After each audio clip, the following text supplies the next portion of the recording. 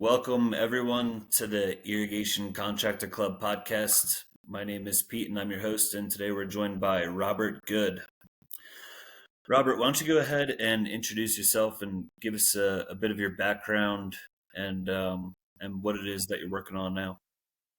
Okay, yeah. Based out of Texas in the Dallas area, um, actually Irving, Texas. It's about 20 minutes out of Dallas, but we started a lawn company. Did a lot of mow and go. We did that for about 10 years, pretty strong. And then the last 3.5 years or so, right around COVID, we moved more into the landscaping side and kind of started getting away from the mowing. Mhm. And then now we're transitioning into a irrigation company. So we're kind of in the middle of a rebrand and things like that. So that's where we're going moving forward into 2024, shifting away from the landscaping and moving into irrigation only. Cool, man. So, first of all, have you done irrigation before? Like, have you offered that as a service maybe when you were doing landscaping or the more mow and go Um, style? yeah, so we offered it. We didn't really do any marketing for it and things like that, but we did offer it. I think even when we did our website revamp earlier in start of 2023, I think it was actually on our website. But again, we didn't really push it. And then any work that we did do, it was all subbed out to, Hmm. and we would just sub it. We'd go out, have a sub go out, do the diagnostic and things like that. Let us know how much it would cost to do the repairs, and then we handled all the transaction between the client. Got it. And was there something about that experience, like when you were offering that while landscaping was still your primary service, that made you decide like this is just a better business model to just go full on into this? Or what sort of prompted you to get out of the landscaping and just go head first and all in into irrigation? So with irrigation, we did a mock-up of like all the services, and even though we didn't sell that many jobs, irrigation still ranked pretty high as far as the revenue and the profit. And then we were in the last 6 months or so, we started thinking of ways to simplify the business and Hmm. take the business down from multiple services in landscaping where you might do sod, you might do mowing, you might do flower bed cleanups, you might do a little bit of hardscape or whatever it is you're doing. And we wanted to transition into either 1 to 3 services. And we wanted to be able to run a like HVAC style model.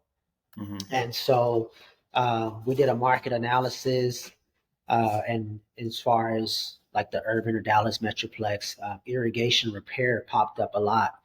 And so just based off of that, we were like, well, I mean, we kind of offered already. It's kind of a regulated industry, a little bit, maybe a little bit tougher barrier to get into. Hmm. And then we've already got some like customer service aspects that we're already really good at. And then we've already got a sales process that we're kind of good at. And so we just decided to go down from, maybe offering 3 service and then just go full in on 1 service, lock that in and get really good at that. And then maybe later on, we might pivot back into landscaping or I mean, you can even go into plumbing from Hmm. irrigation if you wanted to, so it just kind of depends. But right now we're going full force into the irrigation only. And that's kind of the reasoning behind it. Just with that market analysis, a lot of people were searching for irrigation services versus flower bed cleanup or versus landscaper near me. There was a lot more searches, and then as far as SEO purposes, there was some low hanging fruit that can allow you to get in and kind of rank much quicker for irrigation services than anything else. Interesting. What did you learn about the SEO? Like, is it just did you find that like if you just make say blogs or something like on XYZ topics, then that'll help you rank? So with the SEO, it's basically what we learned was basically, a lot of us will have an SEO company that we're working with, or they're going to do they're running our website and things like that. And what happens is we don't get the results we want or whatever, right? And a lot of times it comes down to we're ranking for things or we're wanting to rank for things based on how we feel or based on what we think people are searching for. Hmm. So we think like people, we know words like landscaping or, hardscape, and the customer might be looking for a gardener or whatever it is. They might be looking for another word, and we're out here, everybody's ranking for landscape or ranking for, these keywords that us as the owners or the contractors are thinking that people are looking for, and they're not actually looking for that. So we're actually not ranking for anything Hmm. or anything that people are searching for, if that makes sense. Sure. And so if you're going to be spending money on SEO or marketing, things like that, yeah, now you can do marketing like, guerrilla marketing or postcards and things like that and target people and get them to get that attention and then, say, oh, yeah, I want to get some landscaping done. Um, but if you're going to do the SEO and things like that, you want to at least be spending money on SEO where people are actually searching for that online. Hmm. Because you're just throwing dollars away if you're putting money into SEO and they're not even searching for that as far as key terms and key phrases. Hmm. Yeah, definitely. Is there anything outside of SEO? Are you doing any like direct response style marketing? So we did with the landscaping, we did some direct mail. Hmm. We would have postcards and things like that printed out. And then the last year or earlier this year, up until maybe September or so, we used Money Mailer. Um, and so we've used them. We had some pretty good results from Money Mailer. We'll probably use them again starting in the new season under the new company and stuff like that with the new brand. Hmm. And but I mean, when I first started cutting yards, all I did was pass out little business cards. And so I Yeah. would just go out after work. I got into warehousing out of high school and did that for like 5 years. And when I finally decided to get back into cutting yards, I just went and got some business cards printed up at Vistaprint and just started going out to neighborhoods in my area and just pass out flyers every single day until I was able to build up some clientele. Um, Nice. so direct mail works. Obviously, you want to have a call to action and things like that. You want to have attention that grabs, or a headline that grabs attention. You want to have a pretty decent offer that people can be like, you want to make them stop and actually look when they're scrolling through that mail or when they walk into the garage or the front door and they see that postcard and just either leave it on the ground or, pick it up and throw it in the trash. So you want it to have some type of call to action, something that grabs their attention. So even if you're doing something with, landscaping or whatever type of home service you're in, if you can put a picture or something of some kind that might not necessarily be related to the service that you're offering, but still kind of ties into it. And then once they look at it, then you can catch them with, oh, by the way, you know, you got irrigation system that needs repair, or you got, flower beds looking raggedy or whatever. But after they've taken a moment to actually look at that postcard. So if they look down and they see a postcard or a door hanger or something and it's got a yard with grass on it, they're like, it's the grass people again. But if Hmm. they look at that postcard and maybe it's got a picture of a little puppy or something or a little kid or, just whatever you can think of that'll draw their attention, at least it grabbed their attention for a second. And then you've got those few seconds to then get them to be like, oh, yeah, I might want to use this company, or I'm going to put it in my drawer versus in the trash can. Yeah, definitely. Do you have any offers in mind, or are you gonna just like split test a bunch of them? So we're going to split test. What we're wanting to do as far as irrigation is run a membership. Hmm. And so a lot of people are doing like a maintenance agreement where they'll go out and they will basically say they're going to come out for, 2 visits, 4 visits, 6 visits, whatever that looks like. They're going to give them a discount. Um, what we're wanting to do, I've talked to a couple people because there's actually a difference between the membership and the maintenance. Some people tie them together, but we're wanting to do just a strict membership offer where it's like, you know, $99, $100, whatever it is, and the client will get, waive of their trip charge or dispatch fee, and then they'll get maybe like 10, 15, 20% off of any repairs that go moving forward, and they'll just pay for the year, 99 bucks or whatever. And then anytime they need, service, they can call. We'll go up, no trip charge. And then any repairs needed, then obviously they would pay for the repairs, but they would get a discount on those services. Got it. So then, are any appointments included in that? So basically Mhm. what the way we're thinking about running it is let's say you're part of the family, right? Whatever the company name. So right now we're Superior Service Pros. So let's say you be a part of the Superior Service Pros family. You call in, you say, "Hey, my irrigation system isn't working. I'm part of you guys' family or whatever." And then we're like, "Oh yeah, absolutely. We'll come out there. We'll take a look at it." Once we get out there on site, if we have to do a diagnostic, then they would get, they would pay for that diagnostic or whatever. Maybe Mhm. get the discount on the diagnostic, and then any repairs that they need, um, we would let them know how much that is, add in their discount, and then they can move forward or not.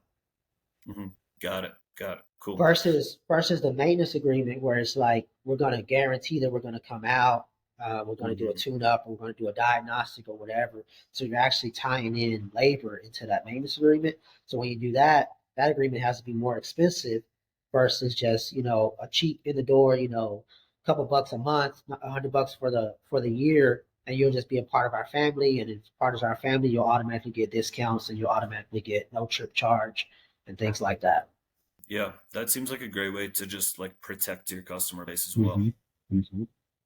Yeah, So then, been as far as been talking to the HVAC people, and they kind of that's where I kind of got that idea from. And so, Mhm. like I said, we really want to run the kind of the HVAC model because in HVAC they have a lot more.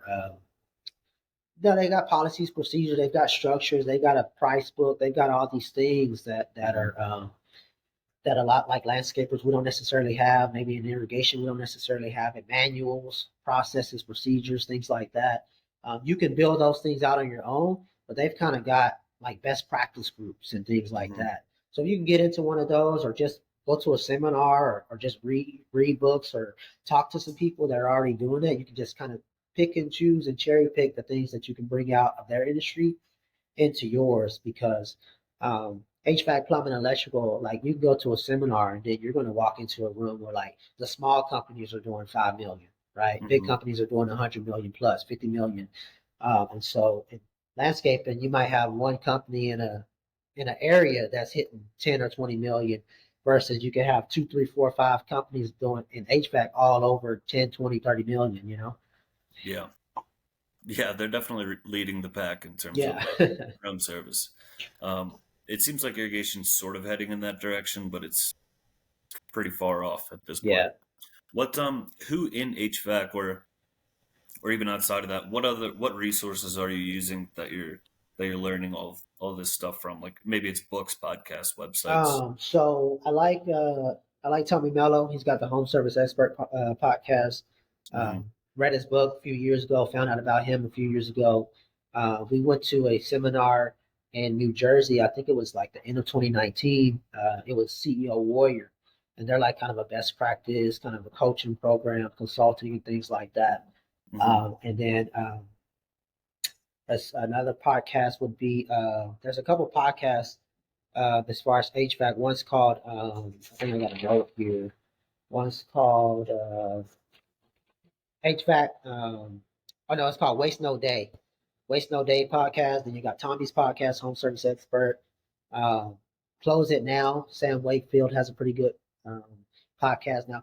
Some of them are more for like sales driven podcasts, and then like Tommy's is more of like all business, just business in general.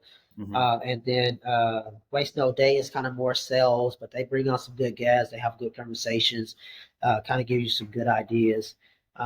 We're actually working with a consulting agency called Clover right now. They're more for HVAC, but like I said, a lot of stuff that they have, you can tweak it and move it into what we're doing.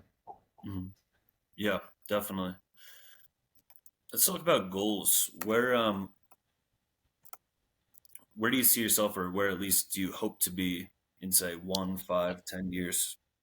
Um, so first year is really just getting the processes, getting the procedures, getting the manuals all built. Hmm. It might be some trial and error, right? Because we've never done like irrigation full scale.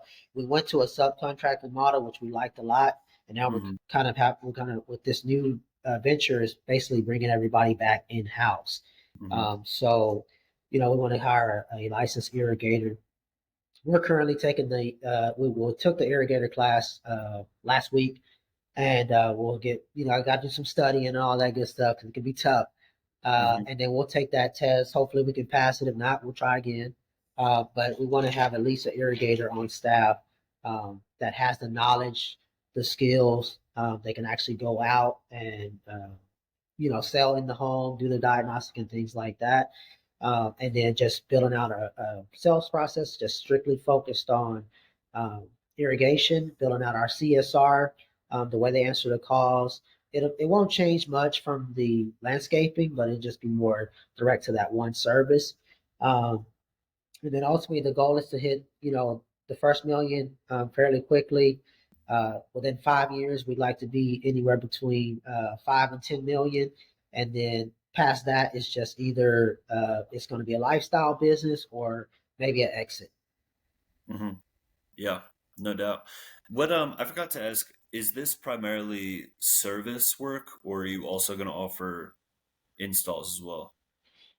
So we'll do probably both. A lot of it'll be repairs. My Hmm. wife didn't really want to do installs at all, but there can be a market for that. Like maybe after the system is so old, or maybe if they get like a poor audit, like if you perform a water audit or something like that, and they're like, "Hey, this system is pretty garbage," it's not getting uniformity and things like that. And I'm only learning these words and throwing these words out because we just went to the class last week, right? But Sure. there were some ideas that kind of came along with that as far as how you would pitch a new system to someone that already had one. Obviously, you got to have some skills, some sales skills to do that. Provide them with some options, so it could be this is what your system looks like right now. Option one is we can switch out some heads or something like that, maybe get some better coverage.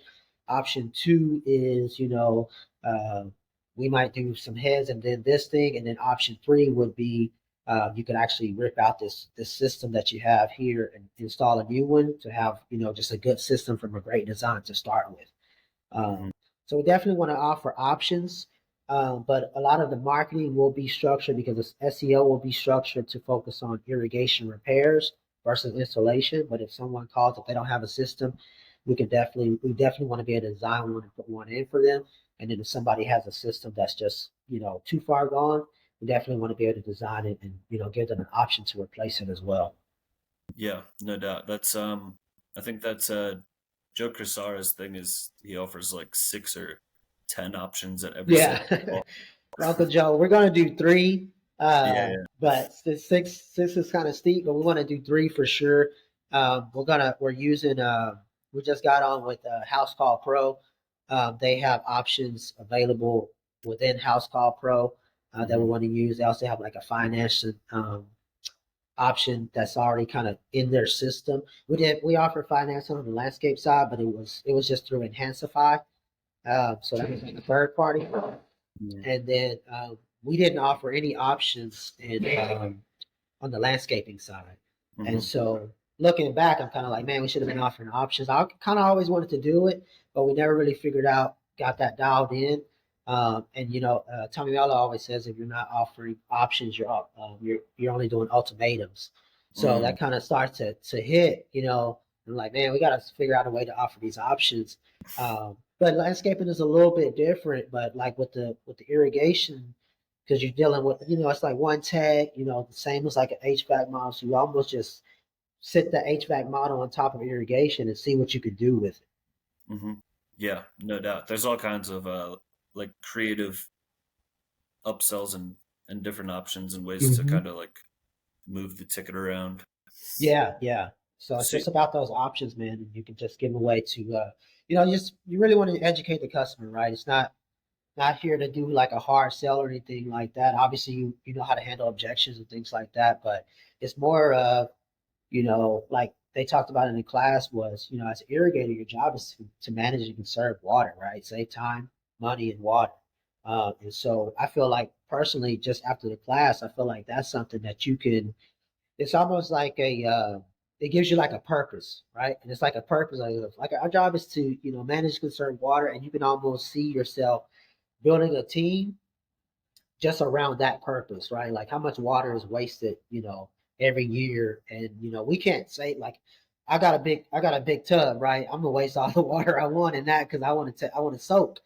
But as far as like irrigation system, um, like that's something like it's just out there watering the grass or the flowers, but how much of that is like being wasted based on like a bad system or no uniformity and things like that. Obviously, we're going to take our showers, we're going to wash the dishes, wash the clothes. So we're not really going. Nobody's really worried about saving water on that. But if you could kind of educate them on, water's a limited resource and all that kind of stuff. So you almost kind of like I'm not a big like eco guy, but I mean you can get behind and see like the purpose behind that as far as like you don't want to waste water because I mean, we only got so much. So it kind of just kind of gave me a different kind of look up on outlook on it. And I know you can definitely you can build a purpose and a vision and a mission behind that. Hmm. Yeah, definitely.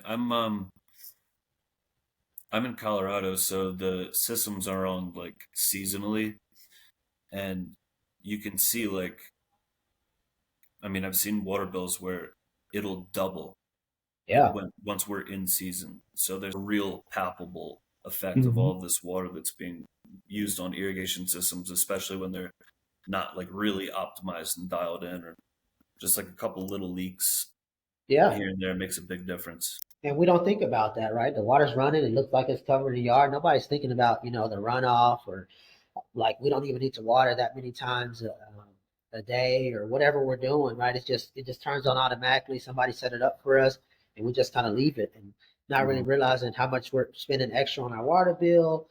How much water is like the plants don't even need that much water, or maybe they need more water. So it's like it's really like the more you can learn, the more you can educate the client. Um, get in there, have a good conversation with them, show them what's going on. Um, and then maybe even have some type of comparison chart to say, this is the average water that gets wasted in the irrigation system. This is the average what your water bill should look like if you had a good, what you can find different tactics and strategies to educate people. But you got to get in the home and kind of get that opportunity first, though. Hmm. Yeah, no doubt. It all starts with you need marketing to get to Yeah, sales. yeah. So you mentioned you're going to use House Call Pro as your field service management tool. What other sort of softwares are you going to be implementing? So we use Service Autopilot for a lot of years when we were doing landscaping. But then going into the new one, we're going to use House Call Pro. They're almost like a backup CRM for us. It's more, we're using them more for the dispatching Hmm. and because they have the availability to do the options and things like that. So there's some features in there that we want to utilize, but we're actually using a CRM called Zoho One, Hmm. and Zoho One is like a monster, right? It's like it can do everything. And it's kind of one of those CRMs that you come upon by accident. I don't even remember how my wife found it. Uh, but it's like, I mean, you can do your email marketing in there. You can track all this kind of stuff. It has a learning capability where you can have a recruiting thing where you can create forms. How people click that link, they can apply to a job. It comes right back into that system. So you can build lists through it. You can do email marketing, text marketing through it. You can connect your phone to it. So it's got like all the things that people look for in a CRM, Service Titan being one of the bigger ones.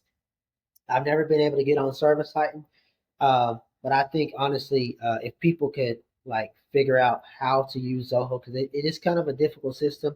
Fortunately, my wife is technical, so she can kind of figure it out. Nice. But compared to some of the systems that we kind of talked to and looked at, Zoho's like it's on another level.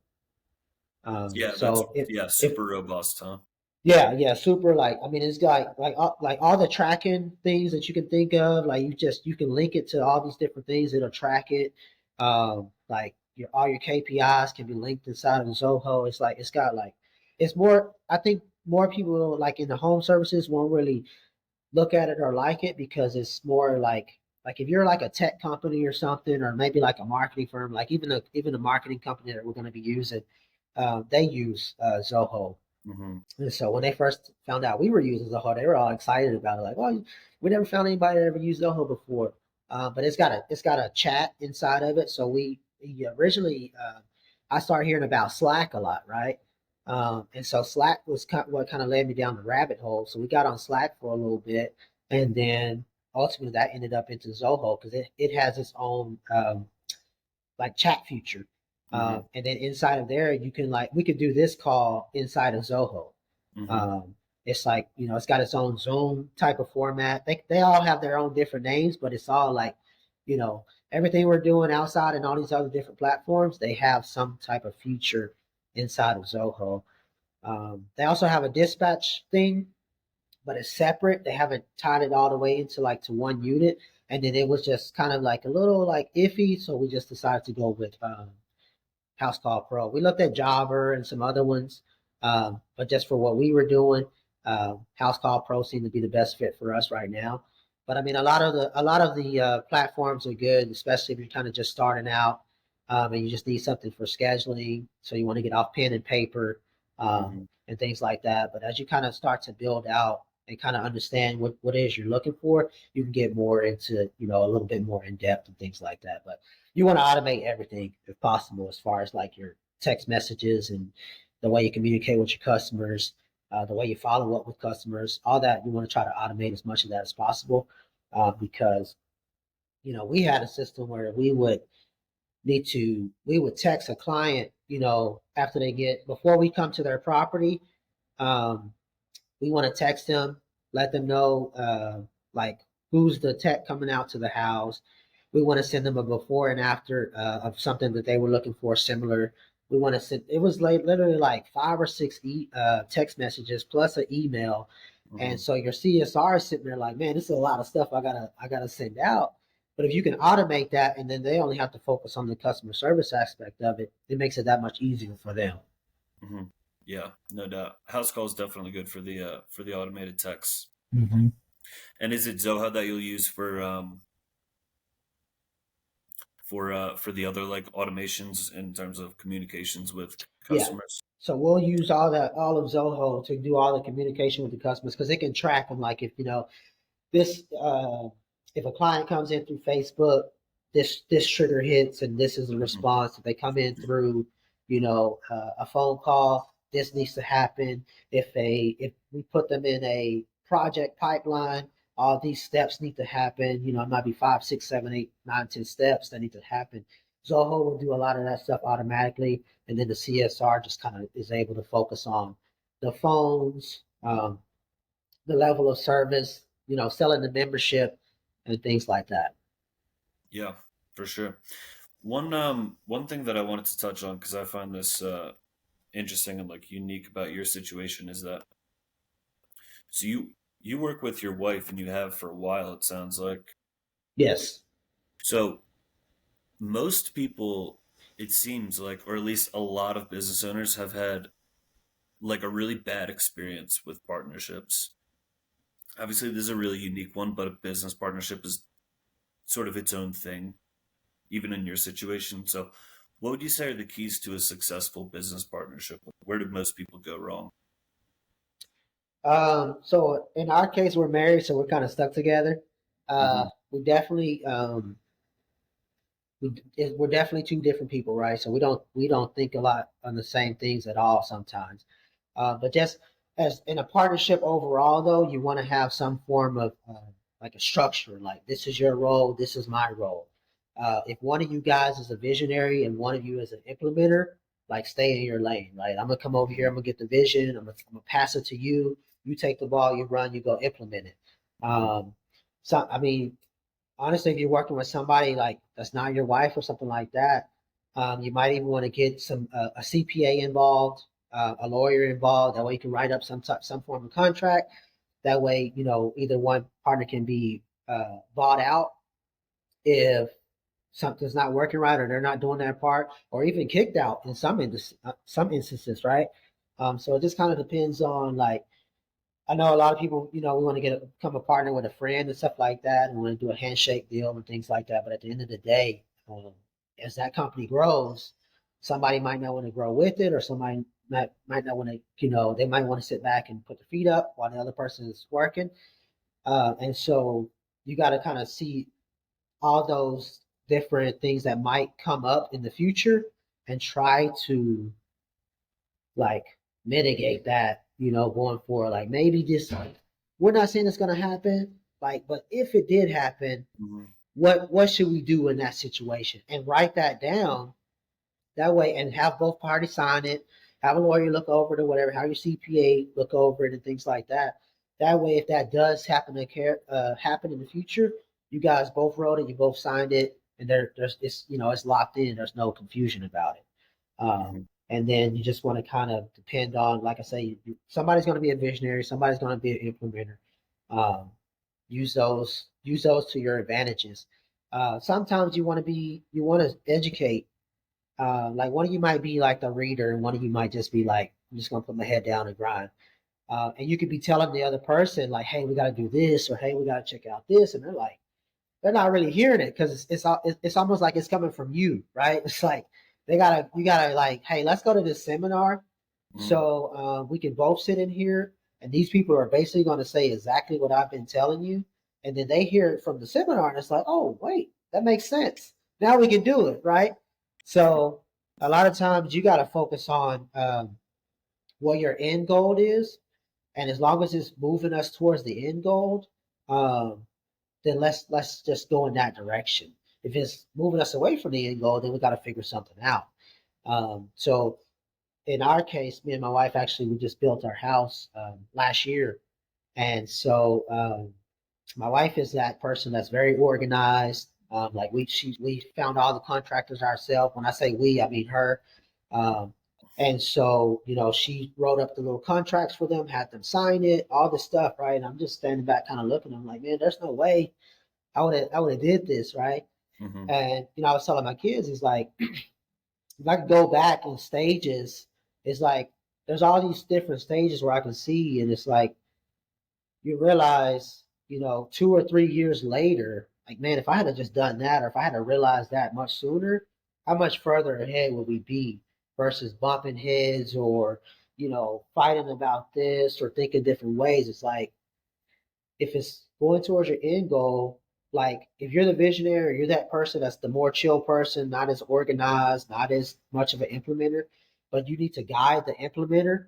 Like that's your role. Like guide them to the direction that you want to get to, and they'll do it. But you got to guide them, and then you got to get out of the way, right? You can't just be like in their way and then throwing all these different ideas. Because I always come up with ideas, and my wife's like, she just blocks me out sometimes. Yeah. Uh, but it's all about the end game, right? And then now it's kind of like after seeing her build a house and do all these other things, my wife's more like I've realized she just needs a blueprint, Mm. right? That's the thing. If you give her a blueprint, she can do it. Like we found a guy, he's he gave her this big binder, had all the steps on how to build a house. We paid for that binder. I think we paid like 15K for the binder, right? Hmm. And instead of having a general contractor come out and manage it. She Hmm. managed it herself because she had that book. And so that book is basically like the blueprint. So you can find a business blueprint or something like that. Um, Take that and run with it if you're that type of person. And Hmm. me, we've been married for 16 years, been together for 20. And sometimes you learn things like you just being hard headed or stubborn. And it's like, man, if I just had did this 10 years ago, 5 years ago, Right. but just from a business and a partnership perspective, though, just kind of get those things lined up. Consider where you wanting to go, what your vision looks like, maybe whether it's a buyout in the future. Talk those things out um, continuously, right? Because it's an evolving scale. So your Hmm. vision 10 years ago is going to change. It could change on a year to year. It could change on a 5 year scale, 10-year scale, whatever that looks like. Uh, but just get those roles locked in. Um, and then there's some husband and wife couples that are out there really, really crushing it, right? Hmm. Because they really got those roles locked in. Some of us kind of wing it. That's where me and my wife have kind of been in a lot of things. But we're kind of getting more into that. Like this is what we're gonna do. We're locking in, kind of getting on that same page. Hmm. We still butt heads on some things and stuff like that, but the goal is X, and that's what we're going to work for. As long as we're both moving in that direction, then we're good to go. Hmm. What are you working on now? What do you need? How can the community support you? So right now it's just about. knowledge and information, right? So we're getting into some of the irrigation groups. I'm always asking questions. I put one up today about what's a good pay scale for a licensed irrigator, Mm-hmm. right? Because the way we want to do it is we want to have an irrigator that goes to the home, does a diagnostic, sits in the home, talks it over with the customer, educates the customer, and then provides those options. So that's more of a sales guy than just sitting in the office and drawing up a design and things like that. So this person's going to have to go out and generate revenue, right? And Mm-hmm. that's the role, or that's the going into this new one. Everybody needs to generate revenue Mm-hmm. versus before where it's like, well, all that is just locked in on the owners or the management. And, because a CSR can generate revenue for you. Your text can generate revenue for you. It might be in different formats, but, your sales guy can generate revenue for you. And it's not just running company leads that come in when the phone rings. It can also be self-generating leads and things like that. So it just, sharing information. That's really what we're looking for from the community. Sharing information that people have like policies and procedures. I mean, we got policies and procedures for landscaping that we can kind of turn over to what we're going to do now. But some of the terminology is different. Like what are the parts that are most common as far as repairs and things like that. Mm-hmm. But it's really just so far for the most part, everybody's been pretty helpful when you reach out to them. Obviously, you got some people that are like, they don't want to help you out or whatever, but that's just water under the bridge, Mm-hmm. especially as you get to a certain point where, um, and I think just if anybody's just starting, or even if they're not just starting, man, if you could get to the mindset where you're just going to ask a question regardless of what somebody's response is, and if they give you a negative response or something, just keep it moving because you're there to get the information, and somebody else will come along and give you that information. Because Mm-hmm. a lot of times we get, we're afraid, it's like, man, I don't want to ask that question. It might sound dumb, like, just like if you get past that, it gets that much more easy to start asking questions and just not even worry about. Like even if you have to post that question and put your phone down for a couple hours and then come back and look and see the responses. So that way you're not freaking out. Oh man, I don't know what they're going to say. Uh, just start asking questions. Get into those groups. There's a lot of Facebook groups out there, for home service contractors and things like that. Mm-hmm. Podcasts, books, stuff like that. So there's a lot of community as far as and I think the more we get into the future, it becomes bigger and better because of like social media. Because before when you first started, it's like you see a guy driving in the street, he's like the enemy. You know what I mean? Like Yeah, they yeah. don't even want to wave at you, you know. But now with these social media groups and stuff like that, there's a lot more help out there. Mm-hmm. Yeah, no doubt. I think more and more people are realizing that rising tide lifts all ships. And, Lifts all ships, man. There's plenty of work for everybody. There's plenty of work for everybody. Um, you mm-hmm. just gotta market. We didn't do a lot of marketing on the landscaping side, uh, but it was a lot of it was mow and go. So that's pretty easy. But it got us here. It got us our house. We built our house. We got land out. We live out in the country now. So we bought the land back in 2015. That was the first step. Built the house last year. So just like a business, things in life, goals in life, it's all you have to transition into each stage. And just because something didn't work out doesn't mean the next thing's not going to work out. Or just because one thing worked out doesn't mean the next thing's going to work out. So you got to Mm-hmm. just kind of continue to pivot, never stop, always continue to learn and grow. Because for the longest, I was like, man, once this house is built, that's been our dream since we were 16. I was like, once this house is built, man, I'm done. Like, I don't need to do nothing else. Um, but the house got built. We were like, man, like, okay, so like, what's the next big goal that we want to do? And so the next one is to like really scale a business into several $1 million. It doesn't have to be mega mega huge, but within that $5 to $10 million range, that's something that we would like to do. Because with the landscaping side, with the mow and go, we never grew it big. It was always like just a lifestyle type business. We always want to live on a farm and a ranch and stuff like that. So it did all of that. And now that that's done, that was our biggest goal for our whole life. So now it's like, okay, well, what do we do next? Well, let's go ahead and like put a legit company together, build a great team, and then like let that grow into something like really, really great to where we don't actually have to be in the day to day, and then we can travel and whatever we want to do as far as that goes. Yeah, that's awesome. I think the way that all of the upfront work that you're doing before you even launch the actual business, I think like just really speaks um to what it's going to become and like the professionalism that you're bringing to the table. Um, well, listen, man, I really appreciate your time. Um, if you have any if you have any other requests for the group or any parting messages, and floor is yours. Um, Yeah, man. Just as far as I mentioned a couple podcasts. Andy Rosella has a good podcast. It's called Real AF right now. But if you go back to the beginning, it was MF CEO. He had a lot of good business information in the beginning. Now it's more political. I like both, right? I like him overall. Alex Ramosi, the game, has some pretty good information. Um, there's one I just kind of started listening to with some ladies. It's called Fight Club for Business. So check out some of those. There's lots of podcasts out there for people to listen to that gives a lot of good information. And then as far as books, Dan Kennedy No BS series, customer satisfaction is worthless. Customer loyalty is priceless. That's a really good one for customer service. Grant Cardone, he's got three: 10x, sell or be sold, be obsessed or be average. Some people don't like him. I mean, don't matter to me. Like, you just learn from whoever you can learn from, right? John Gordon books. He's the guy that wrote the Energy book, Energy Bus. He's got a good series in there.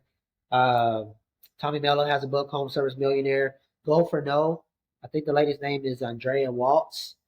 Uh, Branded, Not Blanded, Dan Antonelli. I have the book, haven't personally read it, but I saw him live. I've been in a lot of groups that have talked about Dan Antonelli as far as branding, like the trucks and stuff like that. We're using him to brand as Nice. far as the names and stuff like that. But I check out his book in case you're thinking of like a name change or what to name your business and things like that. Uh, Entree Leadership, Dave Ramsey, and then Alex Ramosi, $100 million offers and $100 million leads. So that's just like 10 or so books that I thought of that might help people out. And then we're going to use also CI Web Group. The lady's name is Jennifer Bagley. She's going to do the SEO and things like that.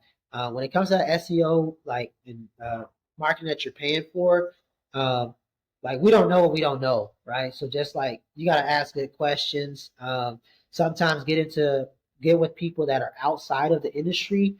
Like, Landscaper has a lot of landscape people that say they can get you SEO leads and things like that. I'm sure Irrigation does as well.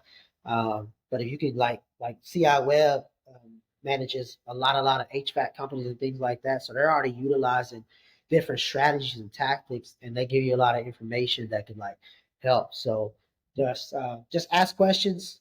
I'm an open book as well. So I've read a lot of books, listened to a lot of podcasts. Anybody want to ask me any questions? I'm an open book. They can email me, text me, whatever. Awesome, man. I'm really excited to see how your brand comes out working with Dan Antonelli. That guy does pretty incredible work. Yeah, we're excited too. We should be getting the name presentation, I think the 20th of this month. So we'll see how that goes, and then we'll get into the branding and stuff like that as far as the truck wraps. But we're excited. That's a lot of stuff to be excited about, man. Yeah. We should do this again. We should catch up in maybe 6 months and Yeah, for see how sure. you're going. For sure, man. Well, I appreciate your time, man. Yeah, absolutely. Thanks a lot. Absolutely. Have a good one. You too.